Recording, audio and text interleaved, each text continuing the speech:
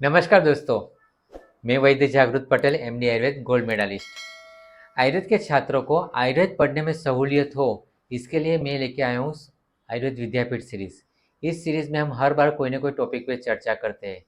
दोस्तों, आपको पता होगा, पिछले हफ्ते हमने टॉपिक लिया था प्रज्ञापराध। प्रज्ञापराध हमारे स्वास्थ्य के लिए हानिकारक है। जब हम स्वस्थ से स्वास्थ्य रक्षणम और आतुर से विकार प्रशमनम इस टॉपिक पे बात करते हैं तो उसके लिए प्रज्ञापराध बहुत ही इंपॉर्टेंट फैक्टर है। पिछली बार हमने कुछ कंसेप्चुअल बात की थी, आज हम उसका प्रैक्टिकल अप्रोच देखेंगे। तो दोस्तों, जैसे हम जानते हैं कि ज़्यादातर बीमारियां हमें फिजिकल होती है, लेकिन आयुर्वेद के परिप्रेक्ष्य से देखिए तो बीमारी की जड़ फिजिकल से ज़्यादा मेंटल ज़्यादा होती है। वैसे सब लोग बोलते हैं कि हमारी बीमारियां साइकोसोमेटिक होती है, लेकिन अगर इस प्रज्ञापराध के टॉपिक को आप डिटेल से समझेंगे तो पता चलेगा कि ज़्यादातर बीमारी की, या समझो सभी की सभी बीमारी की जड़ हमारा मन है, मन के विचार है। वो कैसे, ये इस प्रज्ञापराध के टॉपिक में हम समझेंगे। देखिए, प्रज्ञापराध में क्या बोलते हैं कि धी द्युति स्मृति विभ्रष्ट कर्म यद कुरुते अशुभम। आचार्य चरक बताते हैं कि धी विभ्रंश के कारण, द्रुति विभ्रंश के कारण और स्मृति विभ्रंश के कारण जब हम अशुभ कर्म करते हैं तो वो प्रज्ञापराध होता है। और प्रज्ञापराधी सर्व दोष प्रकोपणम, सभी दोषों का प्रकोप करता है। मतलब शारीरिक दोष वातपित्त कफ तो है ही, साथ में मानसिक दोष रज और तम का भी दृष्टि प्रज्ञापराध के कारण होता है। या फिर ऐसा समझिए कि रज और तम की दृष्टि के कारण प्रज्ञापराध होता है। कैसे समझते हैं? तो बराबर ये हुआ कि धी विभ्रंश के कारण, ध्रुति विभ्रंश के कारण या स्मृति विभ्रंश के कारण, ये तीनों में से किसी एक का भ्रंश होता है तभी भी प्रज्ञापराध होता है, और तीनों के तीनों विभ्रंश होते तभी भी प्रज्ञापराध होता है। तो ये सब धी विभ्रंश, ध्रुति विभ्रंश और स्मृति विभ्रंश के कारण, धी विभ्रंश, ध्रुति विभ्रंश या स्मृति विभ्रंश के कारण बुद्धया विषम विज्ञानम विषमम च प्रवर्तनम प्रज्ञापराध जानियात। मतलब बुद्धि का विषम विज्ञान होता है, बुद्धि को ज्ञान विषम होता है और विषम प्रवृत्ति होती है, यह प्रज्ञापराध होता है। तो द्विविभ्रंश क्या है? द्विविभ्रंश के लिए आचार्य बताते हैं समम बुद्धि ही पश्यति। मतलब अगर आपका धी सम्यक है तो बुद्धि को सम्यक ज्ञान होता है। लेकिन जब द्विविभ्रंश होता है तो विषम अभिनिवेशो नित्य नित्य हिता हानित्य। जब द्विविभ्रंश होता है तो विषय में प्रवृत्ति विषम हो जाती है और इसके कारण नित्य अनित्य हित अहित इसका सम्यक ज्ञान नहीं होता है। मतलब नित्य को अनित्य समझते हैं, अनित्य को नित्य समझते हैं, हित कर को अहित कर समझते हैं और अहित कर को हित कर समझते हैं। तो इस तरह से विषम ज्ञान होता है, और विषम ज्ञान के कारण सब जब प्रवृत्ति विषम होती है तो प्रज्ञापराध होता है। प्रैक्टिकल एग्जाम्पल है, जैसे अभी जाड़े का मौसम चल रहा है, सर्दी का मौसम चल रहा है, और आयुर्वेद बताता है कि सर्दी के मौसम में स्वस्थ रहने के लिए आपको गर्म उपचार करना है। मतलब गर्म पानी पीना है, गर्म पानी से स्नान करना है। आपके आहार में भी गर्म पदार्थ होने चाहिए जिससे आपके शरीर में गर्मी बनी रहे। लेकिन अगर कोई उसके ऐसे मौसम में कोई आइसक्रीम खाता है, कोई थिक सेक पीता है, तो क्या होगा? बाहर भी ठंड ज़्यादा है और ठंडे पदार्थ का प्रयोग करता है विषम ज्ञान के कारण। कई कई बार मुझे पेशेंट से सुनने को मिलता है, और आपने भी शायद पेशेंट से सुना होगा कि जब मुझे सर्दी होता है तो मैं आइसक्रीम खाता हूँ तभी मेरी सर्दी मिटती है। कोई उपचार से मेरी सर्दी नहीं मिटती, सिर्फ आइसक्रीम खाता हूँ तभी मेरी सर्दी मिटती है। तो ये विषम प्रवर्तन हुआ, क्योंकि ठंडी से ठंडी बढ़ेगी, कम नहीं होगी। हाँ, हो सकता है टेम्परेरी उसके कारण शरीर में कफ जम जाता है और उसको लगता है मेरी सर्दी मिट गई, लेकिन वो परमानेंटली क्योर नहीं है। तो ये विषम प्रवृत्ति होती है। तो द्विविभ्रंश के कारण इस तरह से प्रवृत्ति होती है। तो इससे बचना चाहिए और पेशेंट को भी समझाना चाहिए कि हमें इससे सावधान रहना चाहिए। तो ये द्विविभ्रंश के कारण हमारे प्रज्ञापराध होता है और हमारी प्रवृत्ति विषम होती है। उसी कारण ध्रुति विभ्रंश, ध्रुति के लिए आचार्य चरक बताए ध्रुति ही नियम आत्मिका। मतलब मन का नियमन करने का काम ध्रुति का है। वैसे आचार्य चरक ने सूत्र स्थान के 12वें अध्याय में बताया ही है, वायु नियंता प्राणिता च मनसा, मन का नियमन और प्रेरण करने का काम वायु का है। तो वायु बिगड़ता है तब भी ध्रुति बिगड़ती है, और वैसे भी सत्व और सत्व गुण का ह्रास होता है तो रजो और तमोगुण बढ़ने के कारण शरीर में ध्रुति विषम होती है, और ध्रुति बिगड़ने के कारण ध्रुति भ्रंश होता है। तो ध्रुति के लिए आचार्य चरक बताते हैं कि विषय प्रवणम सतम ध्रुति भ्रंशात न शक्यते नियंतुम अहिताद अर्थात। विषय प्रवणम सत्वत, सत्व का विषय में प्रवृत्ति होती है, सत्व मतलब मन के विषय में प्रवृत्ति होती है, तब ध्रुति भ्रंशात न शक्यते, नियंतुम अहिताद अर्थात। अहित अर्थ, अहित अर्थ जो अहित अर्थ मतलब हीन योग, मिथ्या योग, अति योग, ये जो अहित अर्थ में उसकी प्रवृत्ति रोकना है, वो धृति भ्रंश के कारण मन को रोक नहीं पाते हैं। अभी कई कई बार हमने देखा है असात्मेय अर्थ संयोग, मतलब हीन योग होता है, अति योग होता है, मिथ्या योग होता है, तो ये सब असात्मेय अर्थ योग संयोग भी धृति भ्रंश के कारण ही होता है।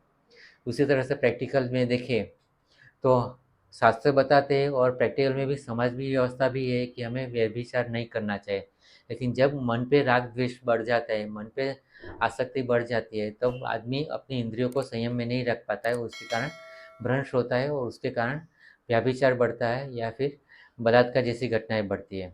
उसी तरह से सब लोगों को पता है कि मन को कंट्रोल में रखना है, क्रोध पे कंट्रोल रखना है, लेकिन जब क्रोध हावी हो जाता है और धृति का भ्रंश होता है तो उसके कारण अ, उम, हत्याएं होती है या फिर गुनाह बढ़ जाता है। तो इस तरह से धृति भ्रंश से भी शरीर में विकार बढ़ते हैं, शारीरिक विकार भी बढ़ते हैं, क्योंकि अगर पता है हमें कि मीठी चीज़ नहीं खानी है, जैसे डायबिटीज़ के पेशेंट है, उसको पता है कि मुझे मीठी चीज़ नहीं खाना है, मीठी चीज़ से परहेज करना है, लेकिन विषय प्रवणम सतम धृति भ्रंशात् न संख्यते, धृति भ्रंश होने के कारण मन का नियमन नहीं कर पाती और मीठी चीज़ खाता है तो उसका डायबिटीज़ बढ़ता है।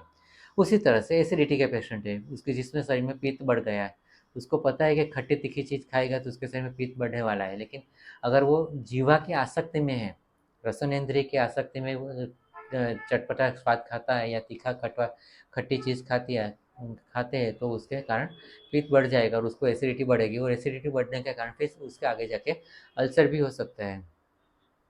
उसी तरह से देखें, हमको सबको पता है कि तम्बाकू खाना नहीं चाहिए, तम्बाकू खाने से कैंसर होता है, लेकिन फिर भी वो अपने इंद्रियों को कंट्रोल में नहीं रख पाते हैं और तम्बाकू खाते हैं और फिर उसको कैंसर होता है। तो ये सब उसके एग्जाम्पल है धृति भ्रंश के कारण। तो धृति भ्रंश से भी हमें बचना है। और उसी तरह से स्मृति भ्रंश, आचार्य चरक बताया कि स्मर्तव्य में स्मृतो स्मृतम, मतलब हमें जो आगे ज्ञान प्राप्त हुआ है वो ज्ञान हमारे स्मृति में रहता है, और जब दूसरी बार वो घटना घटती है तब हमें वो ज्ञान फिर से याद आता है। वैसे आयुर्वेद में स्मृति के 8 प्रकार बताए हैं कि 8 प्रकार से हमें स्मृति होती है। निमित्तात्, रूप ग्रहणात्, सादृश्यात्, सविपर्यायात्, उस तरह से 8 प्रकार के कारण है जिसके कारण हमें स्मृति मिलती है। तो वो स्मृति होती है तो हमें ज्ञान होता है, सम्यक ज्ञान होता है कि इस तरह से प्रवृत्ति होनी चाहिए और इससे प्रवृत्ति नहीं होनी चाहिए। ये ज्ञान सम्यक है या असम्यक है वो हमें स्मृति के द्वारा ज्ञान होता है। लेकिन अगर स्मृति ही नहीं होती है, मेमोरी पावर ही लॉस हो गया है, ज्ञान नहीं होता है, तो भी प्रज्ञापराध होता है, असम्यक प्रवृत्ति होती है और उसके कारण प्रज्ञापराध होता है। तो प्रज्ञापराध होने के कारण हमें सभी रोगों से उत्पत्ति होती है। वैसे ही आचार्य चरक ने सूत्र स्थान के नवेगन धारण में बताया है कि कई धारणीय वेगों को अधारणीय शारीरिक जो अधारणीय वेग बताए वो अधारणीय वेगों को धारण नहीं करना चाहिए, लेकिन वो अधारणीय वेग को धारण करने के पीछे भी धारणीय वेग जो मानसिक वेग है जिसको धारण करना है, राग द्वेष इच्छा लोभ मोह क्रोध, इनको धारण करना है, जब उसको धारण नहीं करते तब वो अधारणीय वेग का धारण हो जाता है। तो रूट में वही है कि हमारा मन उसके रूट में है, तो मन को स्वस्थ रखना चाहिए और प्रज्ञापराध नहीं करना चाहिए। और उसी तरह से हमने पिछले सेशन में चर्चा की थी कि जो आगंतुक रोग है और उसी तरह से मनोज विकार है, ईर्ष्या शोक लोभ मोह राग द्वेष, इसके पीछे भी प्रज्ञापराध जवाबदार है। हम जो जनपदोध्वंस देखते हैं, तो जनपदोध्वंस के मूल में भी अधर्म और अधर्म का मूल भी प्रज्ञापराध है। तो मतलब सभी प्रकार के रोग का मूल प्रज्ञापराध है। मेरे ख्याल से कोई व्याधि ऐसा छूट नहीं जाता जो प्रज्ञापराध से नहीं होता हो, तो मतलब सभी प्रकार के रोग का मूल प्रज्ञापराध है। तो प्रज्ञापराध से बचने के लिए क्या करना चाहिए? अपनी प्रज्ञा को सम्यक रखिए, सम्यक ज्ञान प्राप्त करना है, मन को स्वस्थ रखिए। मन को स्वस्थ करने के लिए 2 उपाय कर सकते हैं। एक तो वायु को कंट्रोल में रखना है, जैसे हमने आगे चर्चा की कि वायु नियंता प्राणिता च मनसा, मन का नियमन और प्रेरण काम वायु का ही है, तो वायु को कंट्रोल में रखना है। वैसे उसी तरह से आचार्य चरक ने चिकित्सा स्थान के 28वें अध्याय में वाद चिकित्सा अध्याय में प्रारंभ में ही लिखा है कि वायु बलम वायु वायुर्दाता शरीरिणाम, वायुर्विश्वम इदम सर्वम प्रभु वायु से कीर्तिता, मतलब वायु ही सभी चीज़ का मूल है और वायु को प्रभु बताया है, तो वायु को कंट्रोल में रखना है। तो वायु का कंट्रोल में रखने के लिए जो भी करना पड़े वो करिए आप। और दूसरा उपाय ये है, रज और तम को कंट्रोल में रखना है। रज और तम दूषित होते हैं, मनोविकार जो बढ़ते हैं, तो उससे प्रज्ञापराध बढ़ जाता है। विषम विज्ञानम होता है, विषमम च प्रवर्तनम होता है, ये सब उसके कारण होते हैं। रज और तम को कंट्रोल में रखना है। तो रज और तम को कंट्रोल में रखने के लिए क्या करेंगे? गीता में भगवान श्री कृष्ण ने बताया, उसके लिए सात्विक आहार का प्रयोग कीजिए, सात्विक कर्म कीजिए, सात्विक वाणी रखिए, जिससे आपके शरीर में रज और तम को कंट्रोल में रखा जा सके। तो इस तरह से आप अपने शरीर में प्रज्ञापराध से बच सकते हैं। आयुर्वेद की जो परिकल्पना है, आयुर्वेद का जो प्रयोजन है, स्वस्थ से स्वास्थ्य रक्षण मातृश्य विकार प्रशमनम, उसके लिए ये एकदम मूलभूत चीज़ है, उसको ध्यान रखना चाहिए। तो दोस्तों, आज के लिए इतना ही। आज का ये चैप्टर कैसा लगा आप मुझे कमेंट में ज़रूर बताइए, और अपने दोस्तों के साथ फ्रेंड कीजिए, मेरे चैनल को लाइक कीजिए और सब्सक्राइब कीजिए। और आपके मन में और कोई टॉपिक हो तो मुझे ज़रूर बताएं, मैं अपना प्रयास करूँगा आपको समझाने के लिए। धन्यवाद।